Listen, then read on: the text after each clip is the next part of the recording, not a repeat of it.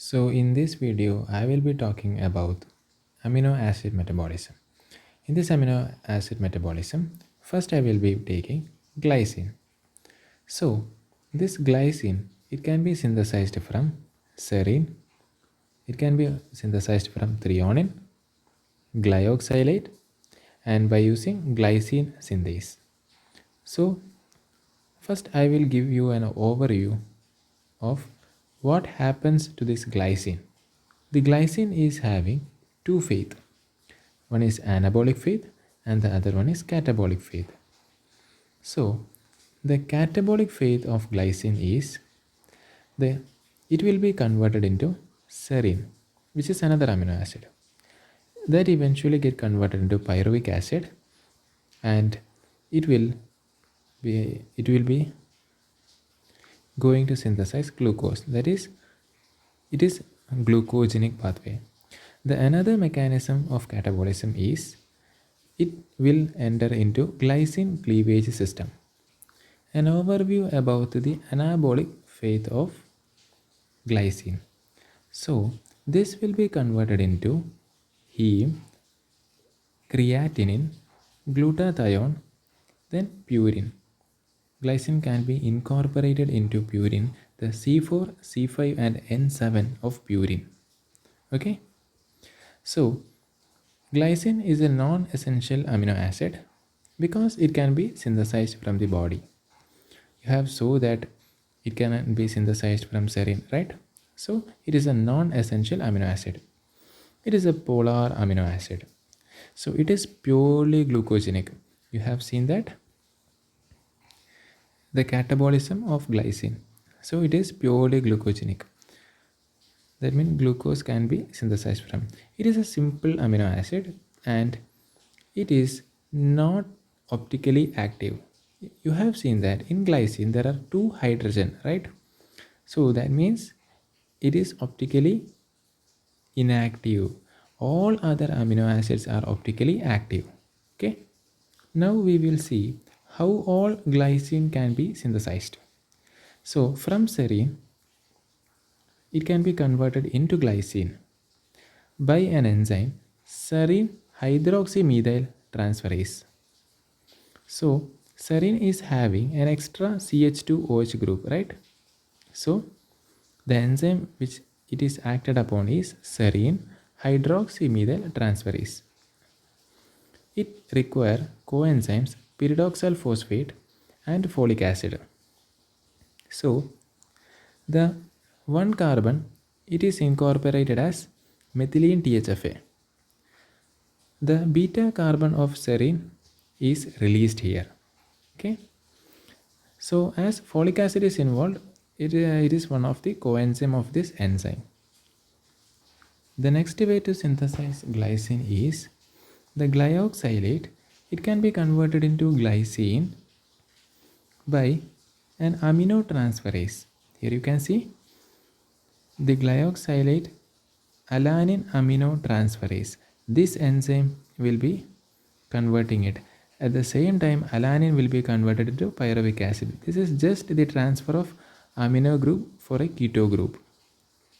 In the case of alanine, we can also use glutamic acid. If glutamic acid is used, it will be alpha ketoglutaric acid.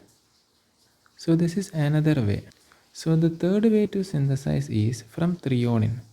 The threonine aldolase will act upon threonine and it will be converted into glycine. Next one, glycine cleavage system, it's catabolism. So this is a multi-enzyme complex. It is having a protein which is H protein. There are three enzymes, that is glycine dehydrogenase, aminomethyl transferase, dihydrolipoamide dehydrogenase. So this they are covalently bonded to this H protein. Okay. So this multi-complex enzymes will act on the glycine molecule. The glycine dehydrogenase will be acting upon the CCOOH bond and it will release carbon dioxide. The aminomethyl transferase will be acting upon amino carbon bond and the amino group will be released. So this carbon will be incorporated into THFA to form N5N10 methylene THFA. So talking about its anabolic fate, the glycine and the arginine, it will be combined to form guanidinoacetate. So this reaction is happening in kidney. The enzyme involved is glycine arginine amidotransferase. It becomes guanidinoacetate, and from this guanidine it will be converted into creatine in liver. The enzyme involved is guanidinoacetate methyltransferase because the S-adenosyl methionine is converted into S-adenosyl homocysteine. So there is a transfer of methyl group. This creatine will be converted into creatine phosphate, and the creatine phosphate will eventually be converted into creatinine. At the time ATP will be produced. So this is happening in muscles. In muscles, so this reaction is called as Lohmann's reaction. Okay. So this creatine phosphate, it is a phosphagen.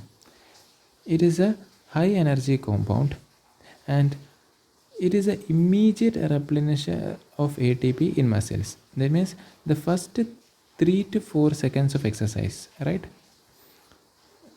It be supplied by creatine phosphate.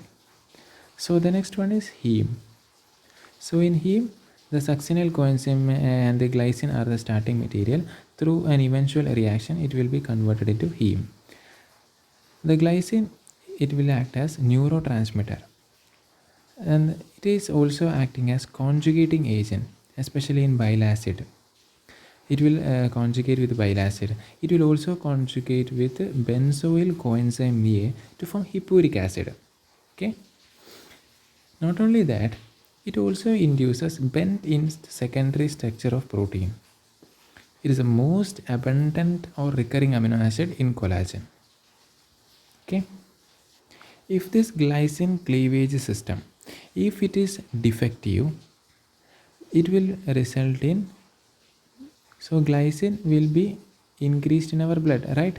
That is hyperglycemia, but it will be non-ketotic hyperglycemia. So the second clinical manifestation is hyperoxaluria. There is primary and secondary type of hyperoxaluria. So in the hyperoxaluria type 1, the glyoxylate alanine aminotransferase, this enzyme will be defective. So this glyoxylate will be accumulated in our blood. That means this oxalate, it will be converting into oxalate, and this oxalic acid will be accumulating, and it lead to hyperoxaluria type 1. And there is another enzyme which is called as glycerate dehydrogenase or glyoxylate reductase. So if this glyoxylate, it will be normally it will be converted into glycocholic acid by these enzymes. But in hyperoxaluria, so type 1, this enzyme will be defective. So the glyoxylate will be accumulating, and it leads to, it will be converted into oxalic acid, and that will lead to hyperoxaluria type 1. The secondary causes are vitamin B6 deficiency. It is because the pyridoxal phosphate, which is requiring vitamin B6, is required for the reaction involving glyoxylate I have earlier discussed. Then vitamin C toxicity, ethylene glycol poisoning, methoxyfluorine, enteric hyperoxaluria.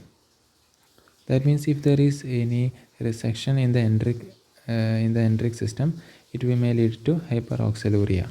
So that's all about glycine.